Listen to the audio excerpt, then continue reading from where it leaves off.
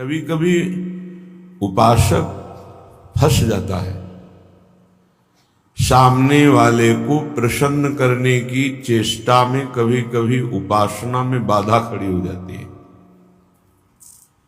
ये कैसे संतुष्ट होगा? ये बहुत बड़ी कमी है। इसी को कहा गया है, दया बिना साधु कसाई, और दया करी तो आफत आई। सामने वाले को परमार्थ का उपदेश करके दूर हट जाना चाहिए। वो पकड़े परमार्थ को तब तो उसको निकाला जा सकता है, और यदि कहीं कि इसको संतुष्ट करके निकाला जाए तो वो कभी संतुष्ट नहीं हो सकता। ऐसी नीच वृत्ति होती। जितना आप उसको निकालने की चेष्टा करेंगे उतना ही वो आपको दलदल में धंसाता जाएगा। ये प्रकृति का सिद्धांत है, इसलिए उपासक को निरपेक्ष रहना चाहिए, किसी की अपेक्षा नहीं रखनी चाहिए। ये अनुभूत बात कह रहे हैं। जो संतों से अनुभूत है वही हृदय में अनुभव में आता है। उपासक को यदि कभी ऐसा अवसर मिले कि किसी को भगवत मार्ग में बढ़ाना है तो वो ये ध्यान रखे कि हमें अपने को बचा करके इसको निकालना है।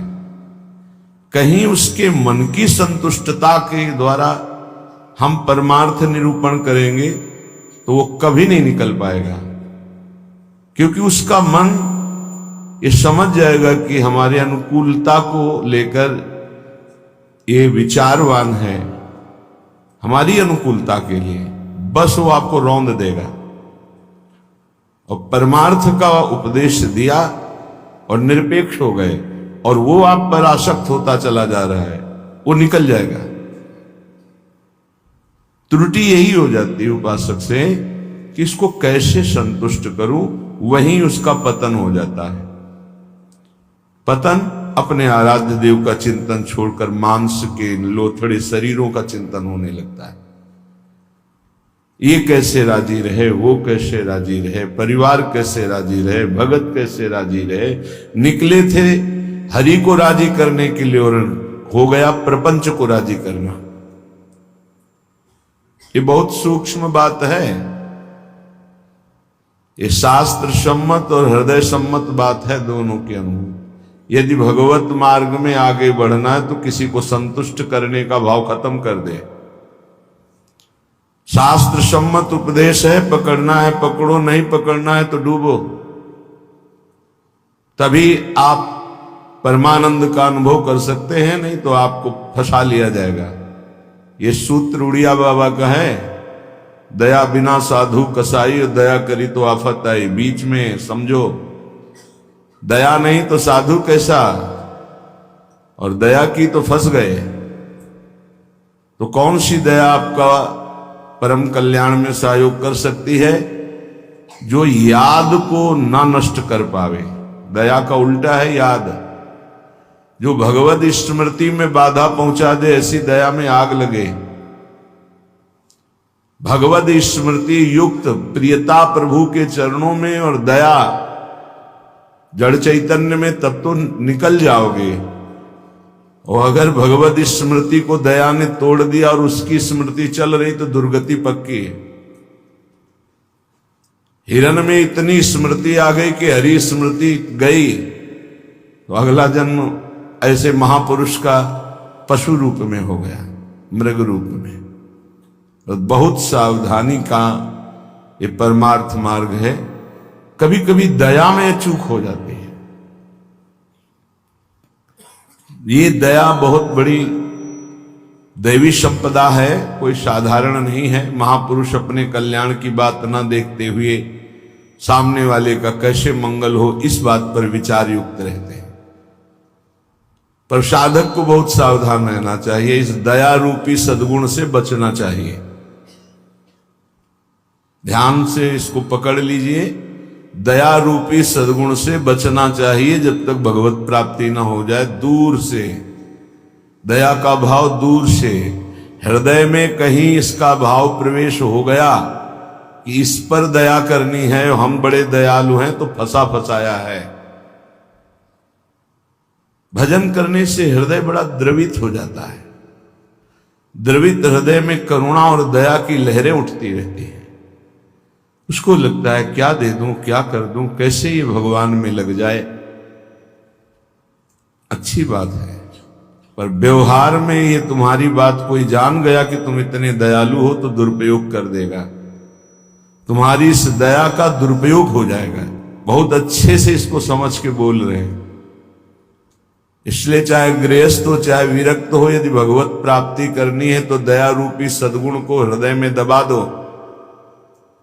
बाहर से निरपेक्ष और उदासीन रहो। जब कभी भगवान ऐसी सामर्थ्य दे तो निरपेक्ष होकर के उससे कोई आसक्ति न रखते हुए उपदेश कर दिया और दूरी बनाए। नजदीकी बनाया तो फंसे, ये ऐसे है प्रपंची। नजदीकी बनाया तो फंसे, और फंसे तो तुम्हारी निंदा ये करेंगे, तुम्हारे ही विपरीत चलेंगे। बहुत सावधान।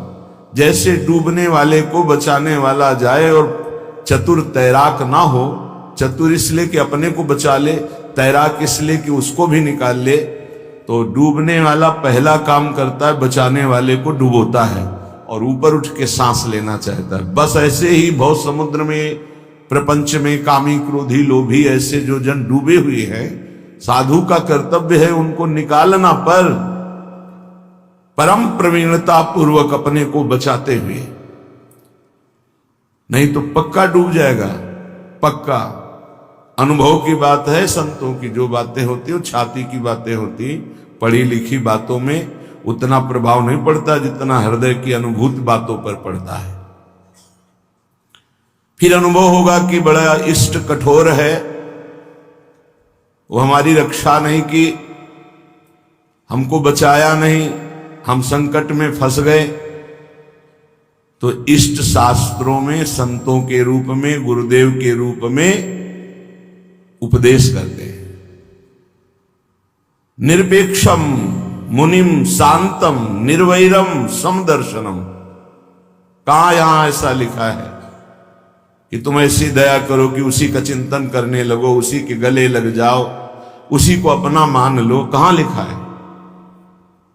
निरपेक्षम, किसी की अपेक्षा नहीं। हम उपदेश कर रहे हैं, उसको पकड़ो तो आओ, जैसे हम चाहें वैसे चलो तो आओ, नहीं तो जाओ। भगवान का ही सब बनाया हुआ खेल है, भोगो, खेलो, नरक जाओ स्वर्ग जाओ, तुम्हारी रुचि। अगर मुक्त होना चाहते हो तो आज्ञा का पालन करो, निरपेक्ष रहे। निरपेक्षम मुनिम, मननशील, एक क्षण भी अपने प्रभु को ना छोड़े। ये संसार का सूत्र है। यदि आप निरपेक्ष रहे तो आपकी चरण धूल माथे पे चढ़ाएगा और आपकी आज्ञा का पालन करेगा। और यदि आपने दुलार कर दिया, उसको अपेक्षा कि ये भगवान को प्राप्त हो, ऐसी चेष्टा करके दुलार कर दिया, तो वो तुम्हारी बात को रौंद देगा। सामने वाला यदि अपना परिवर्तन नहीं चाहता तो पूरा जीवन संग दे दो तो भी उसका परिवर्तन नहीं होने वाला। अगर परिवर्तन चाहता है तो दूर से एक शब्द सुनकर उसका परिवर्तन हो जाएगा। साधु बहुत सावधान। बड़े बड़े जो संत अनुभव करके बोल गए हैं वो अपने अनुभव से बोल रहे हैं, अपने हृदय की बात बोल रहे हैं। आप पकड़ लोगे तो आपका चिंतन नहीं बर्बाद होगा, वो अनुभूत बात आपको माया से बचा लेगी। सदैव अपने इष्ट देव के विचार में रहना चाहिए। भूल ये हो जाती है कि मुझे प्रभु न मानकर उसका कल्याण करने का ठेका ले लेते हैं, हम इसका उद्धार कर सकते हैं। भूल हो गई। हमारे प्रभु आए शिष्य का रोल करते हुए, स्वांग करते हुए, तो स्वांग मात्र करना गुरु का असली बात नहीं है। गुरु शिष्य एक ही परमात्मा तत्व विराजमान है, असली बात है। ये भूल हो जाती। कैसे ये संभले, कैसे ये दुखों से निवृत्त हो, कैसे भगवान को प्राप्त हो। थोड़ा बस उसके अनुकूल हो गए, वो तुम्हारी हर बात रौंद देगा, तुम्हें सेवक बना देगा, अपना गुलाम बना देगा। मान लेना हमारी बात, दिमाग में लिख लेना। एक साधारण विषयी आदमी तुम्हें अपना गुलाम बना सकता है। कैसे? उसकी अनुकूलता को यदि तुमने परोसा, बस वो तुम्हारी आज्ञा का उल्लंघन कर देगा। ऐसे सात्विक जन बहुत कम होते हैं जो ये बात सोचे कि ये किसी की तरफ देखते नहीं, किसी से बोलते नहीं, इन्होंने हमारी तरफ देखा, हमसे बोले, बात किया, अहो भाग्य। यह हम अपने अनुभव की बात और संतों के अनुभव की बात करते हैं जो माया मुक्त हैं। किसी को उपदेश देकर निरपेक्ष हो जाना, यही उसके कल्याण का स्वरूप है। उसको दुलार करना अपने और उसके दोनों के पतन का रास्ता है पक्का। संसार में कहीं कोई भी यदि भगवत मार्ग में चलना चाहता है तो वो शब्द पकड़कर निकल जाएगा माया से। और अगर गुरुजनों के, महापुरुषों के वचनों को नहीं माना तो हम लौट जाएं उसके चरणों में, हमारे ऊपर से खेले, तो भी वो कल्याण को प्राप्त नहीं हो सकता, क्योंकि वो वचन का पालन नहीं कर रहा। गुरुजनों का उदास रहना हमारे लिए अत्यंत आवश्यक है, क्योंकि जब वो उदासीन होकर तिरछी चितवन से देखते हैं तो हृदय थर्रा जाता है और धर्म पूर्वक चलता है। और जब गुरुदेव मुस्कुरा देते हैं तो उसका उल्टा फल होता है, हमें गर्व हो जाता है और हम उनकी आज्ञा का उल्लंघन कर देते हैं। ये संसार सद्गुरु स्वरूप है, ये पूरे जीवन शिक्षा देता रहता है। इसलिए हम बैरागी, भगवत मार्ग के अनुरागी या गृहस्थ में जो वैष्णवजन हैं, उनको ये जो दूसरों को उपदेश देना, दूसरों के कल्याण का ठेकेदार बन जाना, ये बहुत ही घातक खेल है। प्रवचन करना, उपदेश करना, दूसरों के मन को संतुष्ट करना, ये बहुत ही घातक खेल है भगवत प्राप्ति में। तब तक मुंह नहीं खोलना चाहिए जब तक स्वयं साक्षात्कार भगवान का न कर ले।